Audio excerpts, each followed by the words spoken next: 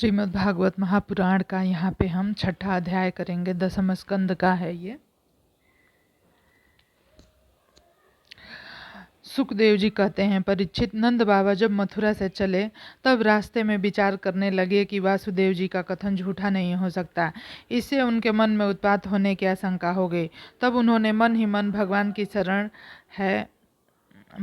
शरण है वे ही रक्षा करेंगे ऐसा निश्चय किया। पूतना नाम की एक बड़ी क्रूर राक्षसी थी। उसका एक ही काम था, बच्चों को मारना। कंस की अवज्ञा से वह नगर ग्राम आहिरों की बस्तियों में बच्चों को मारने के लिए घूमा करती थी। जहाँ के लोग अपने प्रतिदिन के कामों में राक्षसों के भय को दूर भगाने वाले भक्त वत्सल भगवान के नाम, गुण और लीलाओं का श्रवण कीर्तन स्मरण नहीं करते, वहीं ऐसी राक्षसियों का बल चलता है। वह पूतना आकाश मार्ग से चल सकती थी और अपनी इच्छा के अनुसार रूप भी बदल लेती थी। एक दिन नंद बाबा के गोकुल के पास आकर उसने माया से अपने को एक सुंदर युवती बना लिया और गोकुल के भीतर घुस गई। उसने बड़े सुंदर रूप बनाया था। उसकी चोटियों में बेल के फूल गुथे थे, सुंदर वस्त्र पहने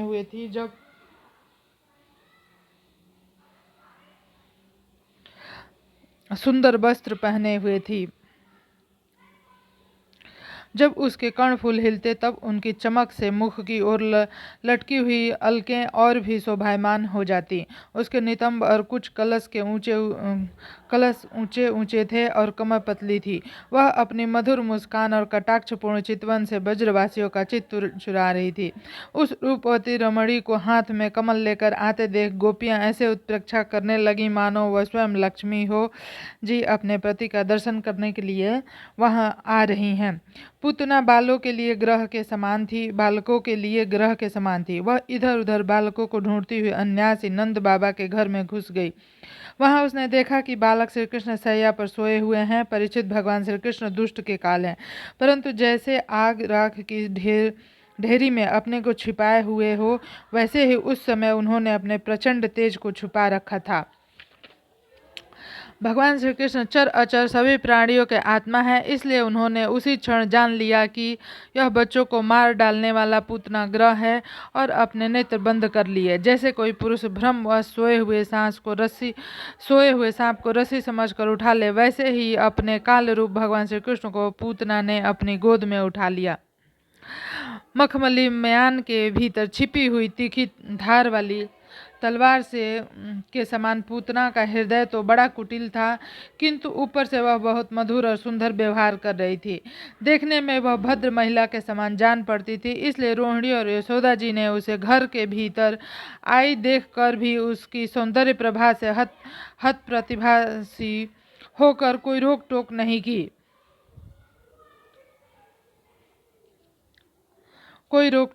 की। चुपचाप खड़ी खड़ी देखती रही। इधर भयानक राक्षसी पूतना ने बालक श्री कृष्ण को अपनी गोद में लेकर उसके मुंह में अपना दे दिया, जिससे बड़ा भयंकर और किसी प्रकार भी पच न सकने वाला विष लगा हुआ था। भगवान ने क्रोध को अपना साथी बनाया और उन्होंने दोनों हाथों उसके स्तनों को जोर से दबाकर उसके प्राणों के साथ उसका पीने लगे। वे उसका दूध पीने लगे और उनका साथी क्रोध प्राण पीने लगा। अब तो पूतना के प्राणों के आश्रयभूत सभी मर्म स्थान फटने लगे। वह पुकारने लगी, अरे छोड़ दो, अरे छोड़ दो, अब बस कर। वह बार बार अपने हाथ और पैर पटक पटक कर रोने लगी। उसके नेत्र उलट गए, उसका सारा शरीर पसीने से लथपथ हो गया। उसका चिल्लाहट का बेग बड़ा भयंकर था। उसके प्रभाव से पहाड़ों के साथ पृथ्वी और ग्रहों के साथ अंतरिक्ष जगमगा उठा। सातों पताल और दिशाएं गूंज उठी। बहुत से लोग वज्रपात की आशंका से पृथ्वी पर गिर पड़े। परीक्षित, इस प्रकार निशाचरी पूतना के स्तनों में इतनी पीड़ा हुई कि वह अपने को छिपा न सकी। राक्षसी रूप में प्रकट हो गए। उसके शरीर से प्राण निकल गए, मुंह फट गया, बाल बिखर गए और हाथ पांव फैल गए। जैसे इंद्र के ब्रज से घायल होकर वृतासुर गिर पड़ा, वैसे ही वह बाहर गोष्ठ में आकर गिर पड़ी। राजेंद्र, पूतना के शरीर ने गिरते गिरते भी 6 कोस के भीतर के वृक्षों को कुचल डाला। वह बड़ी ही अद्भुत घटना हुई। पूतना का शरीर बड़ा भयानक था। उसका मुंह हल के समान तीखी और भयंकर दाढ़ों से युक्त था। उसके नथुने पहाड़ की गुफा के समान गहरे थे। स्तन पहाड़ से गिरी हुई चट्टानों की तरह बड़े बड़े थे। लाल लाल बाल चारों ओर बिखरे हुए थे। आंखें अंधे कुएं के समान गहरी, नितंब नदी के करार की तरह भयंकर, भुजाएं, जांघें और पैर नदी के पुल समान और पेट सूखे हुए सरोवर की भांति जान पड़ता था। पूतना के उस शरीर को देखकर सब के सब ग्वाल और गोपी डर गए। उसकी भयंकर चिल्लाहट सुनकर उसके हृदय, कान और सिर पहले ही फट से रहे थे। जब गोपियों ने देखा कि बालक श्री कृष्ण उसकी छाती पर निर्भय होकर खेल रहे हैं, तब वे बड़ी घबराहट और उतावली के साथ छटपट वहां पहुंच गई तथा श्री कृष्ण को उठा लिया। इसके बाद यशोदा और रोहिणी के साथ गोपियों ने गाय की पूंछ घुमाने आदि उपायों से बालक श्री कृष्ण के अंगों की सब प्रकार से रक्षा की। उन्होंने पहले बालक श्री कृष्ण को गोमूत्र से स्नान कराया, फिर सब अंगों में गोरज लगाई और फिर बारहों अंगों में गोबर लगाकर भगवान के केस आदि नामों से रक्षा की, केशव आदि। इसके बाद गोपियों ने आचमन करके आज आदि 11 बीज मंत्रों से अपने शरीर में अलग अलग अंग न्यास एवं करन्यास किया और फिर बालक के अंगों में बीजन्यास किया। वह कहने लगी, अजन्मा भगवान तेरे पैर की रक्षा करें, मणि मान घुटने की, यज्ञ पुरुष जांघों की, अच्युत कमर की, हैग्रीव पेट की, केशव हृदय की, ईश वक्ष स्थल की, सूर्य कंठ की, विष्णु बाहों की, उरुक्रम मुख की और ईश्वरी सिर की रक्षा करें। चक्रधर भगवान रक्षा के लिए तेरे आगे रहें। गदाधारी श्री हरि पीछे, क्रमशः धनुष और खड्ग धारण करने वाले भगवान मधुसूदन और अजन दोनों बगल में, शंखधारी उरु गाय चारों कानों में, उपेंद्र ऊपर, हलधर पृथ्वी पर और भगवान पर पुरुष तेरे सब और रक्षा के लिए रहें। ऋषिकेश भगवान इंद्रियों की, नारायण प्राणों की रक्षा करें। श्वेत द्वीप के अधिपति चित्त की और योगेश्वर मन की रक्षा करें। कृष्णी गर्भ तेरे बुद्धि की, परमात्मा भगवान तेरे अहंकार की रक्षा करें। खेलते समय गोविंद रक्षा करे, सोते समय माधव रक्षा करे, चलते समय भगवान बैकुंठ और बैठते समय भगवान श्रीपति तेरी रक्षा करे। भोजन के लिए समय समस्त ग्रहों को भयभीत करने वाले यज्ञ भोक्ता भगवान तेरी रक्षा करें। डाकनी, शाकनी, राक्षसी, कुष्मांडा आदि बाल ग्रह, भूत प्रेत, पिशाच, यक्ष, राक्षस और विनायक, कोटर, रेवती, ज्येष्ठा, पूतना, मृतिका आदि प्राणी, प्राण तथा इंद्रियों का नाश करने वाले उन्माद, पागलपन एवं अपस्मार, मृगी आदि रोग, स्वप्न में देखे हुए महान उत्पाद, वृद्ध ग्रह, बाल ग्रह आदि ये सभी अनिष्ट भगवान विष्णु का नामोच्चारण करने से भयभीत होकर नष्ट हो जाएं। श्री सुखदेव जी कहते हैं, परीक्षित, इस प्रकार गोपियों ने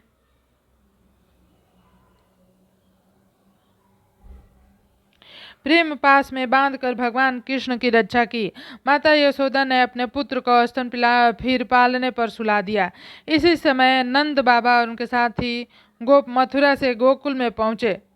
जब उन्होंने पूतना का भयंकर शरीर देखा, तब वे आश्चर्यचकित हो गए। वे कहने लगे, यह तो बड़े आश्चर्य की बात है। अवश्य ही वासुदेव के रूप में किसी ऋषि ने जन्म ग्रहण किया है, अथवा अवश्य ही वासुदेव के रूप में, अथवा संभव है वासुदेव जी पूर्व जन्म में कोई योगेश्वर रहे हों, क्योंकि उन्होंने जैसा कहा था वैसा ही उत्पात यहाँ देखने में आ रहा है। जब तक ब्रजवासियों ने कुल्हाड़ी से पूतना के शरीर को टुकड़े टुकड़े कर डाला और गोकुल से दूर ले जाकर लकड़ियों पर रखकर जला दिया। जब उसका शरीर जलने लगा, तब उसमें से ऐसा धुआं निकला जिसमें से अगर की सुगंध आ रही थी। क्यों न हो, भगवान ने जो उसका दूध पी लिया था, जिससे उसके सारे पाप तत्काल ही नष्ट हो गए थे। पूतना एक राक्षसी थी। लोगों के बच्चों को मार डालना और उनका खून पी जाना, यही उसका काम था। भगवान को भी उसने मार डालने की इच्छा से स्तन पिलाया, फिर भी उसे वह परम गति मिली जो सत्पुरुषों को मिलती है। ऐसी स्थिति में परब्रह्म परमात्मा भगवान श्री कृष्ण को श्रद्धा और भक्ति में माता के समान अनुराग पूर्वक अपनी प्रिय से प्रिय वस्तु और उनको प्रिय लगने वाली वस्तु समर्पित करते हैं। उनके संबंध में तो यह भी तो कहना ही क्या। भगवान के चरण कमल सबके वंदनीय, ब्रह्मा, शंकर आदि देवताओं द्वारा भी वंदित हैं।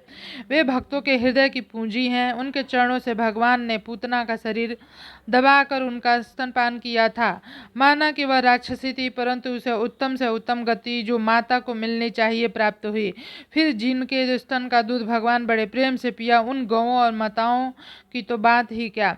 परीक्षित, देवकी नंदन भगवान कैवल्य आदि सब प्रकार की मुक्ति और सब कुछ देने वाले हैं। उन्होंने ब्रज की गोपी और गौओं का वह दूध जो भगवान के प्रति पुत्र भाव होने से वात्सल्य स्नेह की अधिकता के कारण स्वयं ही झरता रहता था, भर पेट पान किया।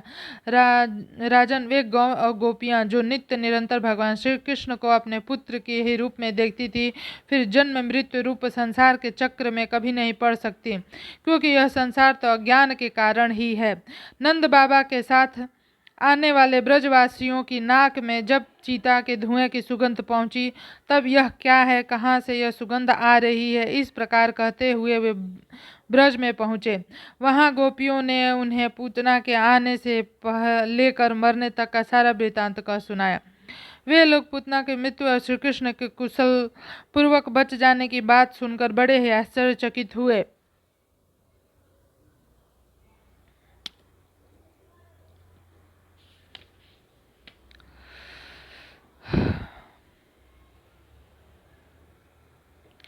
परीक्षित, उदार शिरोमणि नंद बाबा ने मृत्यु के मुख से बचे हुए अपने लाल को गोद में उठा लिया और बार बार उसका सिर सूंघ कर मन ही मन बहुत आनंदित हुए। यह पूतना मोक्ष भगवान श्री कृष्ण की अद्भुत बाल लीला है। जो मनुष्य श्रद्धापूर्वक इसका श्रवण करता है, उसे भगवान श्री कृष्ण के प्रति प्रेम प्राप्त होता है। 7वां अध्याय। राजा परीक्षित ने पूछा, प्रभु, सर्वशक्तिमान भगवान श्री हरि ने अनेकों अवतार धारण करके बहुत सी सुंदर एवं सुनने में मधुर लीलाएं करते हैं।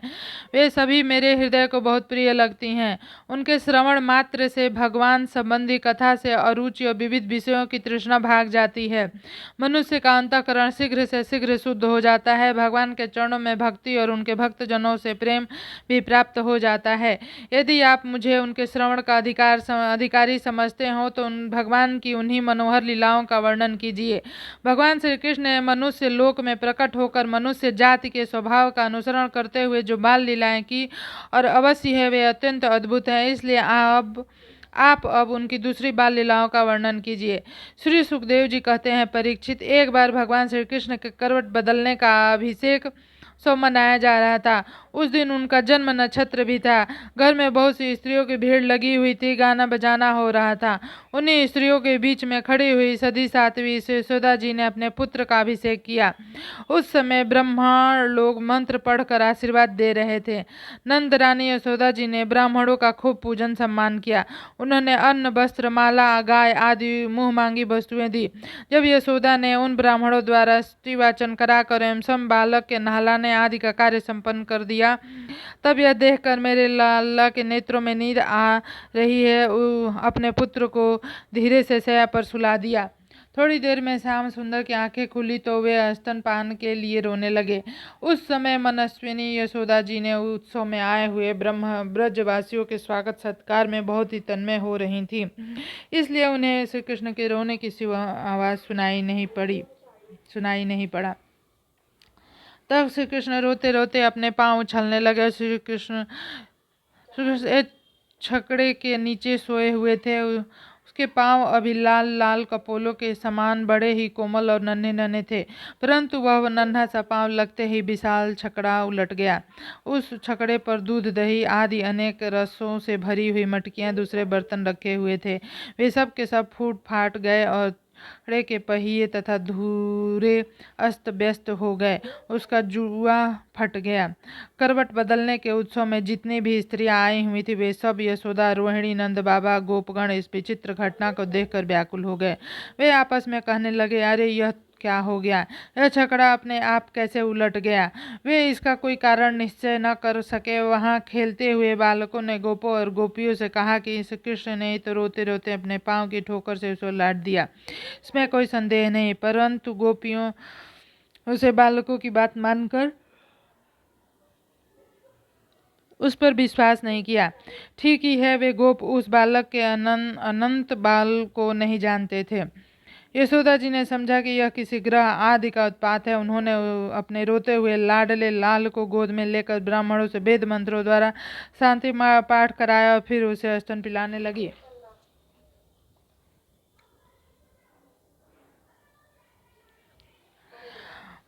बलवान गोपों ने छकड़ों को फिर से सीधा कर दिया। उस पर पहले की तरह सारी सामग्री रख दी गई। ब्राह्मणों ने हवन किया, दही, अक्षत, कुश तथा जल के द्वारा भगवान और उस छकड़े की पूजा की। जो किसी के गुणों में दोष नहीं निकालते, झूठ नहीं बोलते, दंभ, ईर्ष्या और हिंसा नहीं करते तथा अभिमान से रहित हैं, उन सत्यशील ब्राह्मणों का आशीर्वाद कभी विफल नहीं होता। यह सोचकर नंद बाबा ने बालक को गोद में उठा लिया। ब्राह्मणों से साम, ऋक और यजुर्वेद के मंत्रों द्वारा संस्कृत एवं पवित्र औषधियों से युक्त जल से अभिषेक कराया। उन्होंने बड़ी एकाग्रता से स्वसत्यन पाठ और हवन कराकर ब्राह्मणों को अति उत्तम अन्न भोजन कराया। उसके बाद नंद बाबा ने अपने पुत्र को उन्नति और अभिवृद्धि की कामना से ब्राह्मणों को सर्वगुण संपन्न बहुत सी गौएं दी। वे गौएं वस्त्र, पुष्प, माला, सोने के हारों से सजी हुई थी। ब्राह्मणों ने उन्हें आशीर्वाद दिया। यह बात स्पष्ट है कि जो वेदवेत्ता सदाचारी ब्राह्मण होते हैं, उनका आशीर्वाद कभी निष्फल नहीं होता। एक दिन की बात है, सती यशोदा जी अपने प्यारे लाल को गोद में लेकर दुलार रही थी। सहसा श्री कृष्ण चट्टान के समान भारी बन गए। वे उनका भार न सह सके। उन्होंने भार से पीड़ित होकर श्री कृष्ण को पृथ्वी पर बैठा दिया। इस नई घटना से वे अत्यंत चकित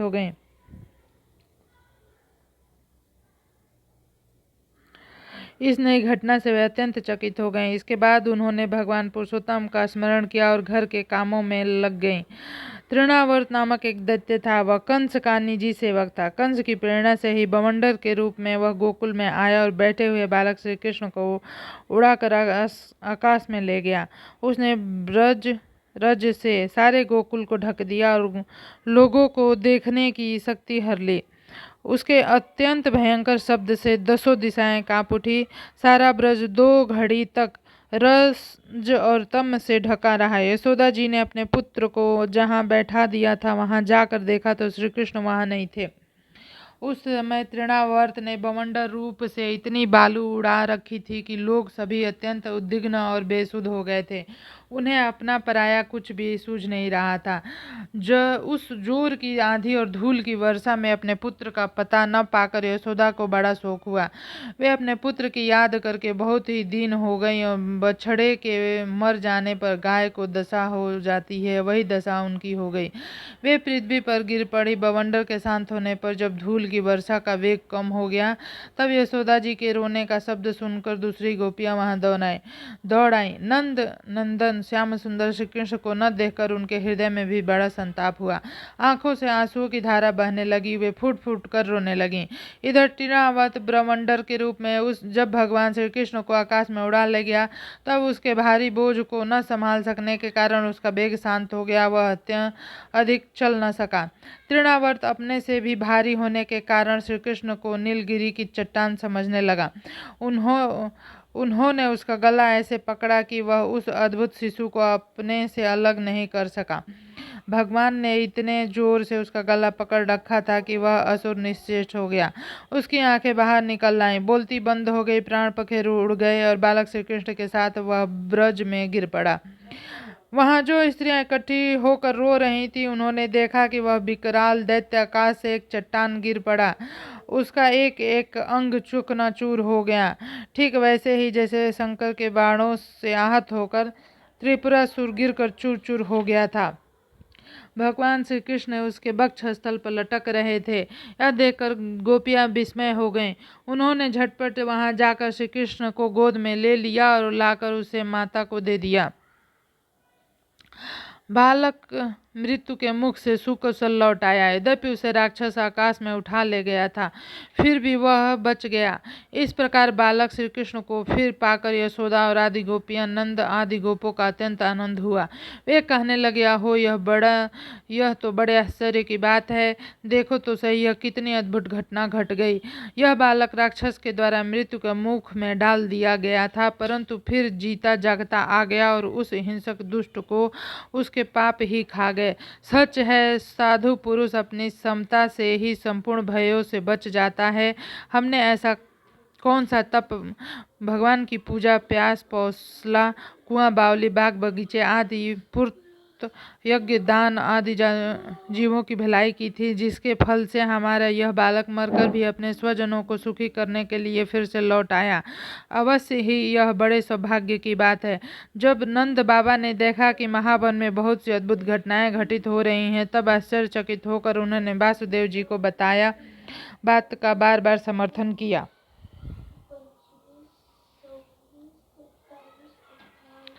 एक दिन की बात है, यशोदा जी अपने प्यारे शिशु को गोद में लेकर बड़े प्रेम से स्तनपान करा रही थी।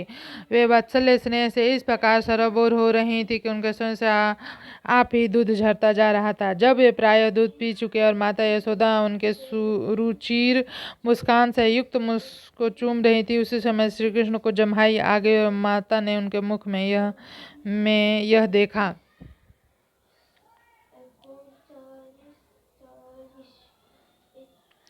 उसमें आकाश, अंतरिक्ष, ज्योतिर्मंडल, दिशाएं, सूर्य, चंद्रमा, अग्नि, वायु, समुद्र, द्वीप, पर्वत, नदियां, वन और समस्त चराचर प्राणी स्थित हैं। परीक्षित अपने पुत्र के मुख में इस प्रकार सहसा सारा जगत देखकर मृग साव नयनी यशोदा जी का शरीर कांप उठा। उन्होंने अपनी बड़ी बड़ी आंखें बंद कर लीं। वे अत्यंत आश्चर्यचकित हो गईं।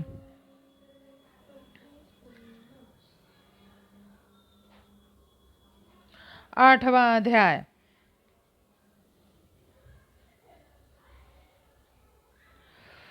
सुखदेव जी कहते हैं, परीक्षित, यदुवंशियों के कुल पुरोहित थे श्री गर्गाचार्य जी। वे बड़े तपस्वी थे। यदुवंश की प्रेरणा से वे एक दिन नंद बाबा के गोकुल में आए। उन्हें देखकर नंद बाबा को बड़ी प्रसन्नता हुई। वे हाथ जोड़कर उठ खड़े हुए, उनके चरणों में प्रणाम किया। इसके बाद वे स्वयं भगवान ही हैं, इस भाव से उनकी पूजा की। जब गर्गाचार्य जी आराम से बैठ गए और विधि पूर्वक उनका आतिथ्य सत्कार हो गया, तब नंद बाबा ने बड़ी ही मधुर वाणी से उनका अभिनंदन किया और कहा, भगवान, आप तो स्वयं पूर्ण काम है, फिर मैं आपकी क्या सेवा करूं? आप जैसे महात्माओं का हमारे जैसे गृहस्थ के घर आ जाना ही हमारे परम कल्याण का कारण है। हम तो घरों में इतने उलझे रहते हैं और न प्रपंचों में हमारा चित्त। इतना दिन हो रहा है कि हम आपके आश्रम तक जा भी नहीं सकते। हमारे कल्याण के सिवा आपके आगमन का और कोई हेतु नहीं है। प्रभु, जो बात साधारणतः इंद्रियों की पहुंच के बाहर है अथवा भूत और भविष्य के गर्भ में निहित है, वह भी ज्योतिष शास्त्र के द्वारा प्रत्यक्ष जान ली जाती है। आपने उसी ज्योतिष शास्त्र की रचना की है। आप ब्रह्मवेताओं में श्रेष्ठ हैं, इसलिए मेरे इन दोनों बालकों के नामकरण आदि संस्कार आप ही कर दीजिए, क्योंकि ब्राह्मण जन्म से ही मनुष्य मात्र का गुरु है। श्री गर्गाचार्य ने कहा, नंद जी, मैं सब जगह यदुवंशियों के आचार्य के रूप में प्रसिद्ध हूँ। यदि मैं तुम्हारे पुत्र का संस्कार करूंगा तो लोग समझेंगे कि यह तो देवकी का पुत्र है। कंस की बुद्धि बुरी है, वह पाप की सोच करती है। वासुदेव जी के साथ ही तुम्हारी बड़ी घनिष्ठ मित्रता है। जब से देवकी की कन्या से उसने यह बात सुनी है कि उसको मारने वाला और कहीं और पैदा हो गया है, तब से वह यही सोचा करता है कि देवकी के 8वें गर्भ से कन्या का जन्म नहीं होना चाहिए। यदि मैं तुम्हारे पुत्र का संस्कार कर दूं और वह बालक को वासुदेव जी का लड़का समझकर मार डाले, तो हमसे बड़ा अन्याय हो जाएगा। नंद बाबा ने कहा, आचार्य, आप चुपचाप इस एकांत गौशाला में एक केवल स्वस्ति वाचन करके इस बालक का द्विजातीय समुचित नामकरण संस्कार मात्र कर दीजिए। औरों की कौन कहें, मेरे सगे संबंधी भी इस बात को न जानने पावे। श्री सुखदेव जी कहते हैं, गर्गाचार्य जी संस्कार करना चाहते थे। जब नंद बाबा ने उनसे इस प्रकार प्रार्थना की, तब उन्होंने एकांत में छिपकर गुप्त रूप से दोनों बालकों का नामकरण संस्कार कर दिया। गर्गाचार्य जी ने कहा, यह रोहिणी का पुत्र है, इसलिए इसका नाम होगा रोहिण्य।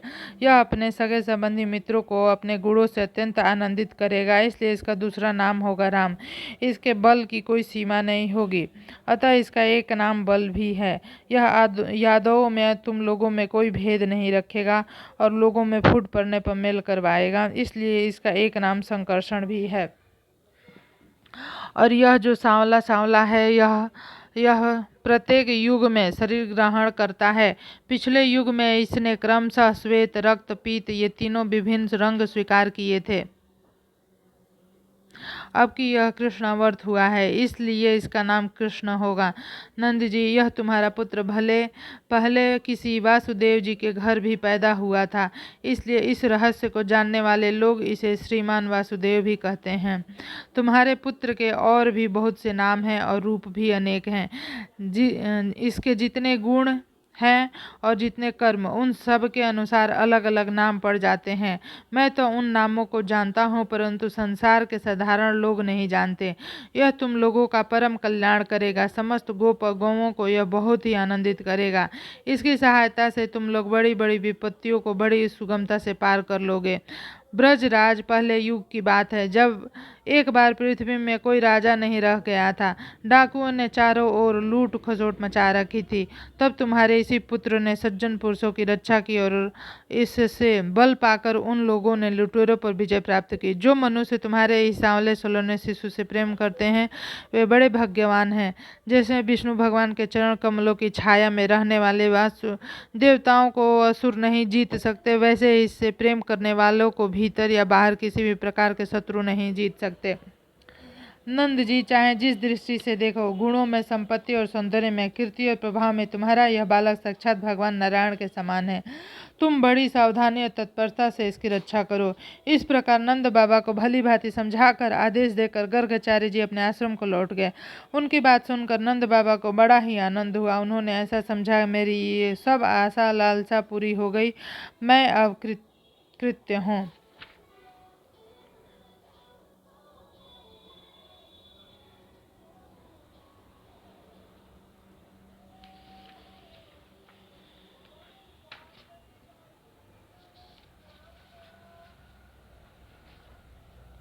परीक्षित, कुछ ही दिनों में राम और श्याम घुटनों और हाथों के बल बकैया चल चलकर गोकुल में खेलने लगे। दोनों भाई अपने नन्हे नन्हे पाँव को गोकुल के कीचड़ में घसीटते हुए चलते। उस समय उनके पाँव और कमर के घुंघरू झुनझुन बजने लगते। वह शब्द बड़ा ही भला मालूम होता। वे दोनों स्वयं वह ध्वनि सुनकर खिल उठते। कभी कभी वे रास्ते चलते किसी अज्ञात व्यक्ति के पीछे हो लेते, फिर जब देखते कि यह तो कोई दूसरा है, तब छक से रह जाते और डर कर अपनी माताओं रोहिणी और यशोदा के पास लौट आते। माताएं यह देख देख कर स्नेह से भर जाती, उनके स्तनों से दूध की धारा बहने लगती। जब उनके दोनों नन्हे नन्हे से शिशु अपने शरीर में कीचड़ लगाकर अंग राग लगाकर लौटते, तब उनकी सुंदरता और भी बढ़ जाती थी। माताएं उन्हें आते ही दोनों हाथों से गोद में लेकर हृदय से लगा लेती और स्तनपान कराने लगती। जब वे दूध पीने लगते और बीच बीच में मुस्कुरा कर अपनी माताओं की ओर देखने लगते, तब वे उनके मंद मुस्कान, छोटी छोटी दातुलियों और भोला भला मुंह देखकर आनंद के समुद्र में डूबने उतराने लगती। जब राम और श्याम दोनों कुछ और बड़े हुए, तब ब्रज में घर के बाहर ऐसी ऐसी बाल लीलाएं करने लगे जिन्हें गोपियां देखती ही रह जाती। जब वे किसी बैठे हुए बछड़े की पूंछ पकड़ लेते और बछड़े इधर उधर भागते, तब वे दोनों और भी जोर जोर से पूंछ पकड़ लेते और बछड़े उन्हें घसीटते हुए दौड़ने लगते। गोपियां अपने घर का काम धंधा छोड़कर यही सब देखती रहती और हंसते हंसते लोटपोट होकर परम आनंद में मगन हो जाती। कन्हैया और बलदाऊ दोनों ही बड़े चंचल और बड़े खिलाड़ी थे। वे कहीं हरिन, गाय आदि सींग वाले पशुओं के पास दौड़ जाते, तो कहीं धधकती हुई आग से खेलने के लिए कूद पड़ते। कभी दांत से काटने वाले कुत्तों के पास पहुंच जाते, तो कभी आंख बचाकर तलवार उठा लेते। कभी कुएं या गड्ढों के पास जल में गिरते गिरते बचते, कभी मोर आदि पक्षियों के निकट चले जाते और कभी कांटों की ओर बढ़ जाते थे। माताएं उन्हें बहुत बरजती, परंतु उनकी एक न चलती। ऐसी स्थिति में घर का काम धंधा भी नहीं संभाल पाती। उनका चित्त बच्चों को भय की वस्तुओं से बचाने की चिंता से अत्यंत चंचल रहता था। राजर्षि कुछ ही दिनों में यशोदा और रोहिणी के लाडले बाल घुटनों का सहारा लिए बिना अन्यास ही खड़े होकर गोकुल में चलने फिरने लगे।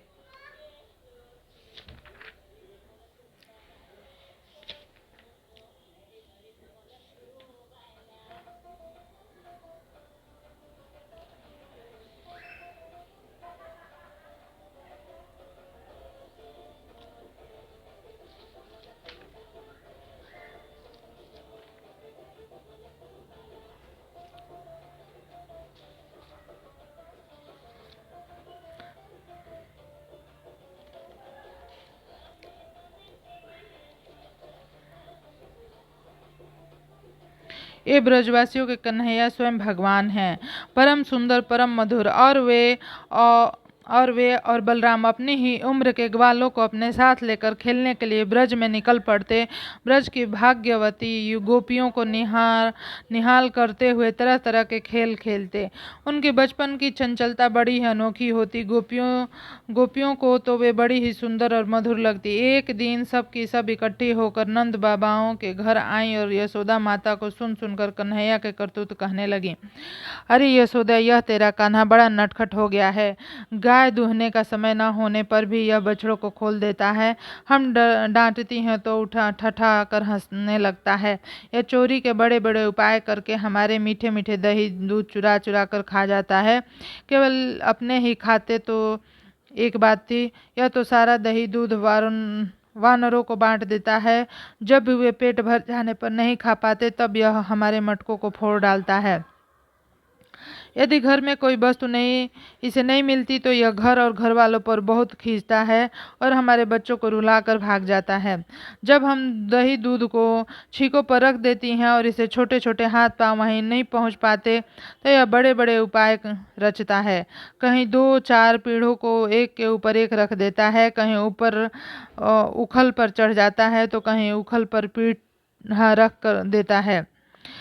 जब इतने पर भी काम नहीं चलता तो वह नीचे से उन बर्तनों में छेद कर देता है। इससे इसकी बात पक्की पहचान रहती है कि किस छींके पर किस बर्तन में क्या रखा है, और ऐसे ढंग से छेद करना जानता है कि किसी को पता न चले।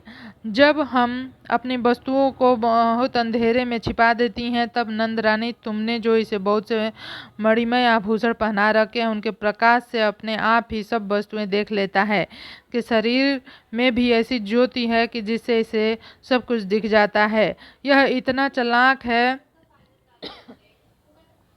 कि कब कौन कहाँ रहता है इसका पता रखता है। जब हम सब घर के काम धंधों में उलझ रहती हैं तब यह अपना काम बना लेता है। ऐसा करके भी ढिठाई की बातें करता है।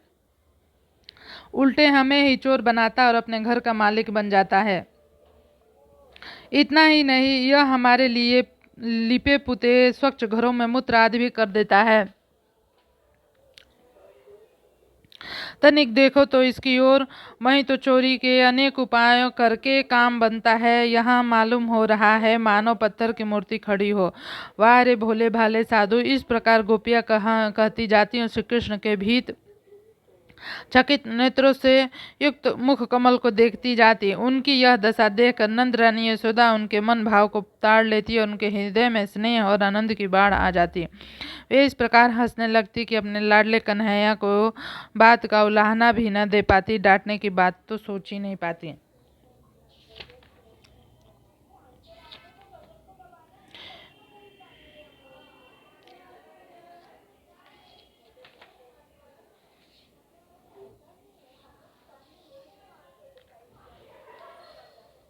इससे आगे का हम नेक्स्ट वीडियो में करेंगे। धन्यवाद।